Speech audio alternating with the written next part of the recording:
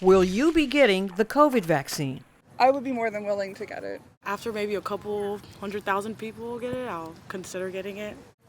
Maybe in a couple of years, because I don't trust it's something that's new. A National Science Foundation study suggests that many Americans aren't so accepting. In a 6-month span, the likelihood of respondents getting the vaccine dropped significantly, from 54% in May to just 39% in October. Lindsay Newberger is an expert in health politics and communications at UCF, who was part of the new study.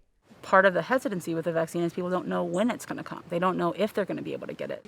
While about 60% believed it will be available for many Americans in spring of 2021, they had concerns about its safety, effectiveness, and availability. There's a reason behind it. And now the thing is how do we understand that and then use the knowledge that we have about how to build effective messages. Which sources of COVID information do Americans trust? 66% of study participants said scientists. Trust in Dr. Anthony Fauci rose from 56% in May to 59% in October. Local school systems and local government fell in August and rebounded in October. If we have really trustworthy, credible sources that are available to people, I think that we will see a rebuilding of that trust over time. I'm Marty Salt reporting.